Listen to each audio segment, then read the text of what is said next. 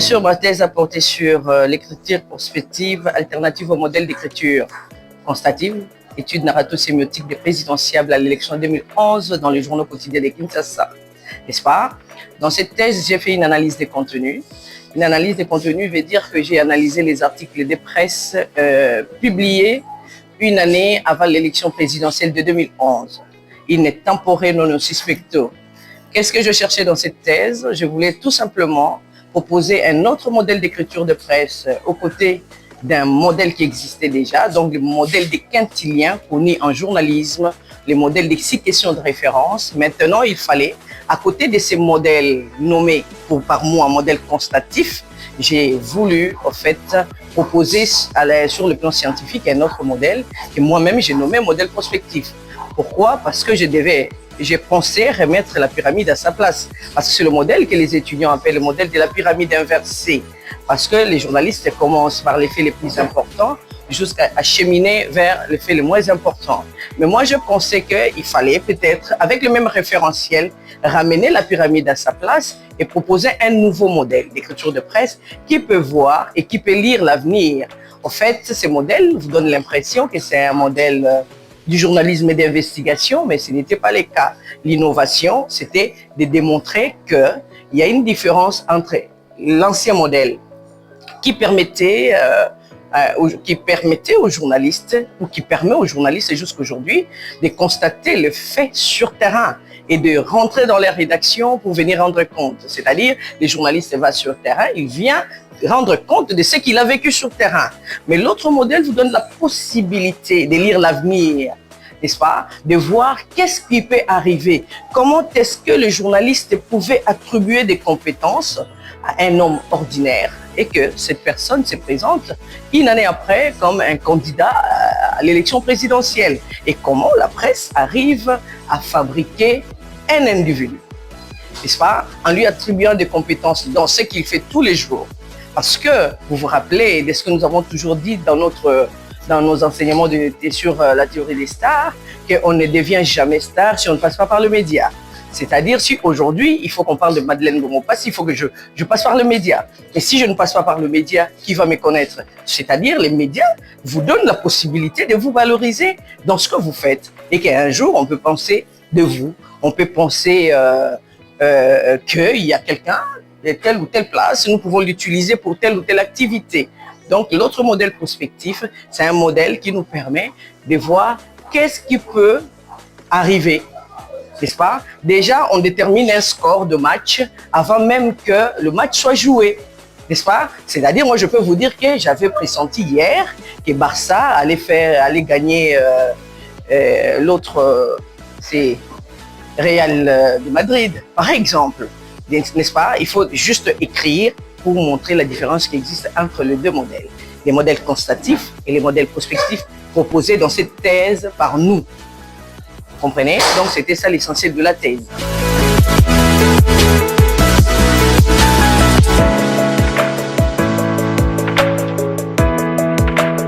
En fait, dans un premier temps, je vous dirais que c'est une option. Moi, j'ai choisi de travailler sur les élections, n'est-ce pas? D'observer les élections.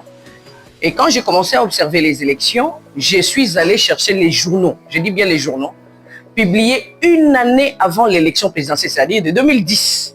Alors moi, je pensais que pour proposer ce modèle, je devais d'abord étudier la manière d'écrire du journaliste. Qu'est-ce que j'ai recherché dans les articles de presse? J'ai recherché les non-dits dans les articles. Comment la presse, quels sont les genres journalistique utilisé par les journalistes pour attribuer des compétences à un individu, n'est-ce pas? Donc, il me fallait mettre en place un schéma que j'appelle un schéma d'analyse sémiotique proposé d'ailleurs par Algidras Julien Grémas qui propose une analyse avec sa sémiotique de récit fictionnel. Mais moi, je suis allé au-delà d'ailleurs de Grémas pour aller vers Fontanil, cet auteur qui a proposé et qui a ouvert, n'est-ce pas, des champs à faire une analyse des discours de la presse. Alors, qu'est-ce qu'il fallait chercher? Je cherche le marqueur, les non-dits, je cherche les sous-entendus, que les journalistes dans sa rédaction arrivent à attribuer des compétences aux gens à travers tel genre journalistique, à travers telle figure de pensée ou telle figure de style pour que j'arrive à construire et à proposer ces nouveaux modèles d'écriture de presse. En fait, parce que je parle de l'écriture de presse, donc il me fallait quand même des outils d'analyse. Mais qu'est-ce que j'allais analyser si ce n'est pas les articles de presse? Mais pas les articles publiés pendant que nous allons vers les élections, mais les articles qui ont valorisé, par exemple, Zanga Mobutu, Félix Tshisekedi, Kabila et tous les autres, Etienne Tshisekedi, Kengo Adondo, en 2011, ils les ont valorisés pour que ce candidat se sente en mesure de se présenter comme des candidats à l'élection présidentielle. Comment la presse les a attribués des compétences? Et ces compétences-là, la population, le public ont fini par accepter leurs compétences. Donc, ils sont éligibles, donc ils peuvent se présenter comme des candidats à l'élection présidentielle. À travers quoi? À travers cette écriture de presse. Et c'est par là que commence ma thèse. Alors, ma thèse commence pour ne pas regarder ce qui se passe au présent, mais ce qui va arriver dans l'avenir. C'était ça, en fait, l'essentiel de ma thèse.